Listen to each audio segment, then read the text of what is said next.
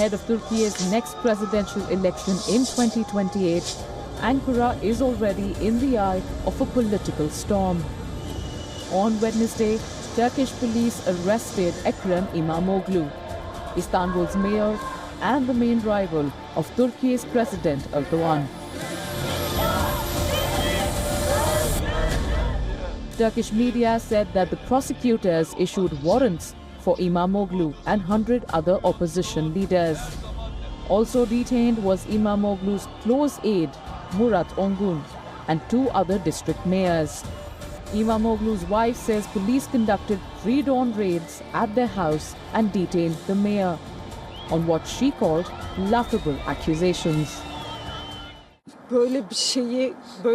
One can only laugh at such a thing. Such a thing is of course impossible. It cannot be. Such a thing cannot be. It is only laughable.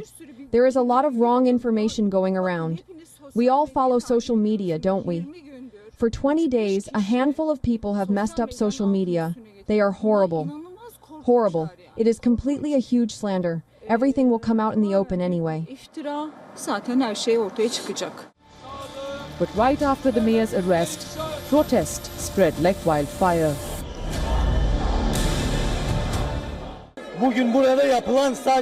What happened here today is not just a coup against the CHP İmamoğlu. This is clearly a civil coup. This is a coup against the entire opposition, a coup against the entire people. The will of our society, our people, was ignored. A coup was made today against a person elected by millions of people. A civil coup was made.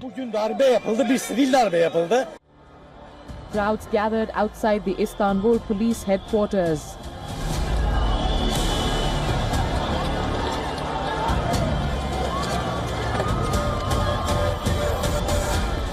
Demonstrations turned into clashes with the police.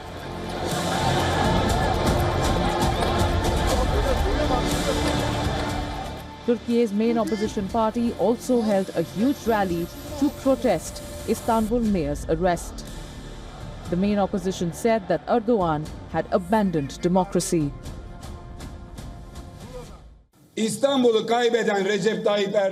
Recep Tayyip Erdogan, who lost Istanbul, would lose Turkey. Ekrem İmamoğlu, who won Istanbul, would also win Turkey. It is this state of mind, it is this psychology, it is this pettiness.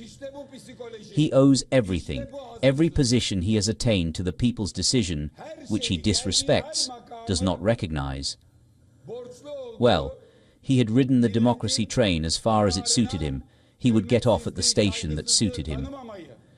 He got off the democracy train and joined the ranks of the putschists at that station. The detention comes in the same week that İmamoğlu was set to be named the presidential candidate of the main opposition party.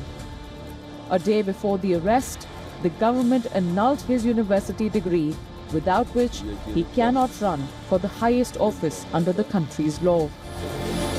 İmamoğlu joined Turkey's main opposition party, the Republican People's Party or the CHP, in 2008. 6 years later, he was elected mayor of a southwestern district of the Istanbul province. But İmamoğlu gained prominence in 2019 when he won Istanbul's mayoral polls. Initially, the outcome was annulled over allegations of irregularities. However, İmamoğlu won by a 54.2% vote margin over Erdogan's hand-picked candidate. His victory ended the 25-year rule of the country's largest city by Erdogan's Justice and Development Party and its predecessors. İmamoğlu went on to secure re-election as Istanbul's mayor in 2024, again defeating an Erdogan pick. This cemented his status as a rising star in Turkey's opposition circles. Erdogan has been in power for over 2 decades in Turkey. The constitution limits him to serving a final full presidential term of 5 years. But to extend his rule, Erdogan could possibly change the constitution, which in return would require the support of 2/3 of parliament. The incumbent president currently falls short of this threshold. but could get across the line with the backing of the pro-Kurdish People's Equality and Democracy Party, which seems possible now after reconciliation with the Kurdish militia. Alternatively, Erdogan could call for snap elections and rule for 5 more years, considering his present term could be termed as incomplete.